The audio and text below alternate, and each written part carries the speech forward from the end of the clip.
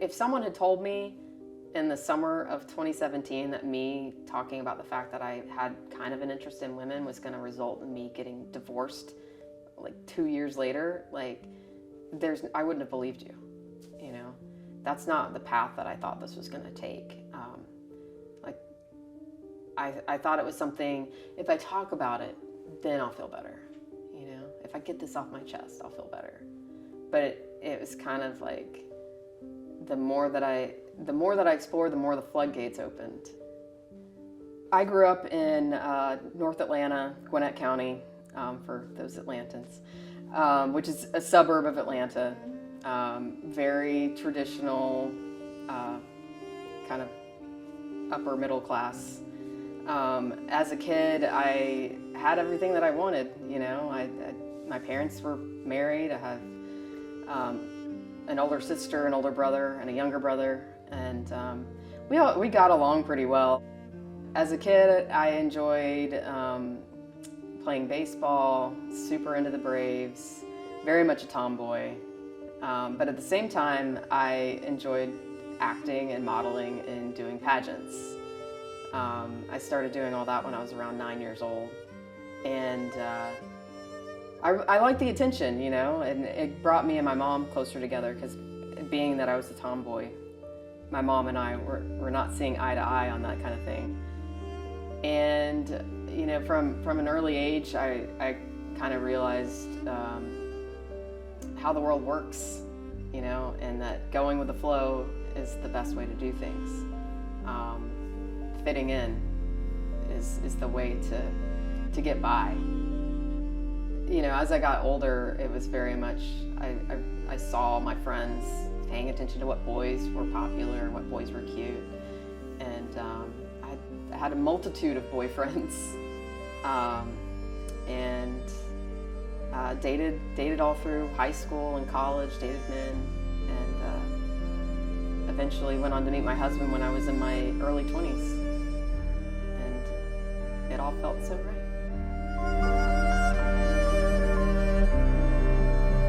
So right after college, I moved to Panama City Beach, Florida, which was perfect, because I was not ready to leave the college party. So it just continued on, but I worked in a professional environment as a TV reporter. And after work, I went to a bar to meet up with my roommate and a coworker, and we're at the bar, and I see this guy, and he's carrying 2 pitchers of beer, walking up a staircase.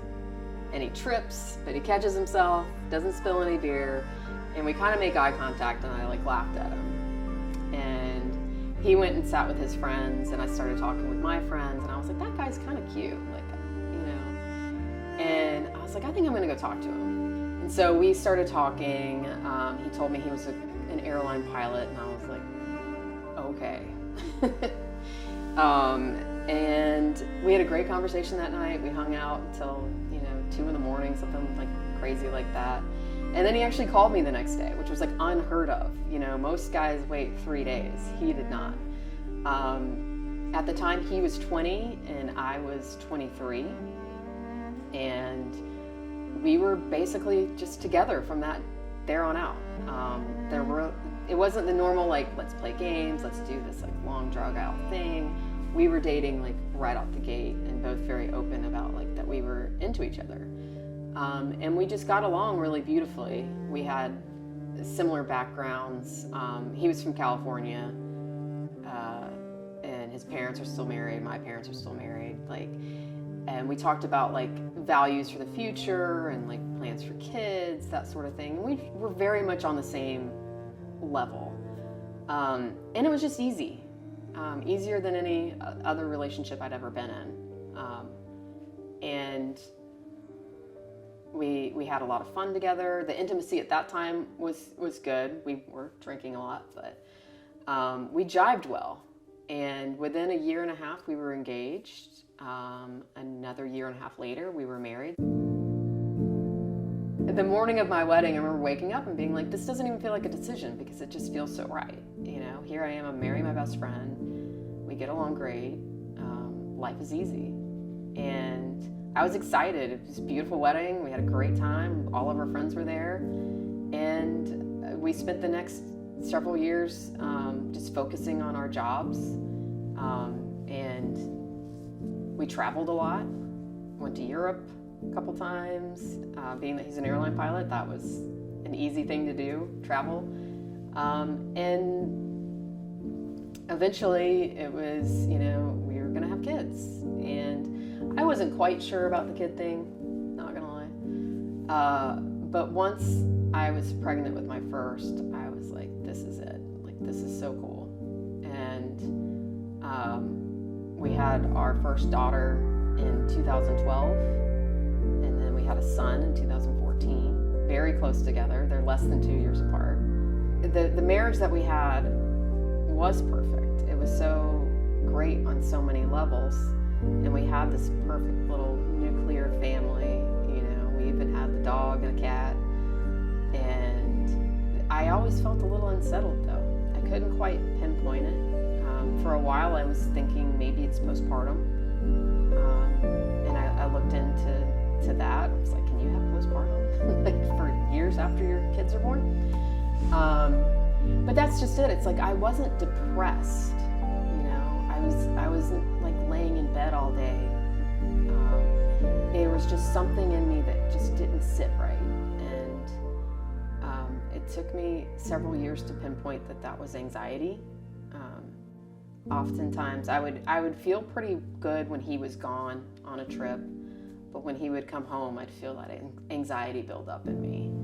And I can pinpoint now that was my fear of intimacy with him that was getting harder and harder over the years. It's almost like an infection that you don't treat, and it starts off really small and then it starts to grow over the years. And yeah, I thought a lot, like, this is exactly what everybody wants, this life is what everybody wants. Why is it not enough for me?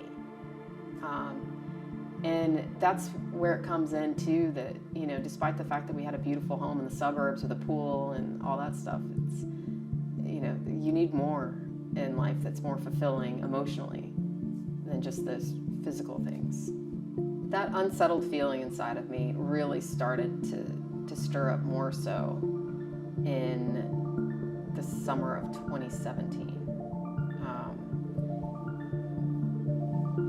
And it was something that I started to talk to my husband about. I knew what the feeling was. I knew that I was questioning my sexuality. I just didn't know how to broach the topic,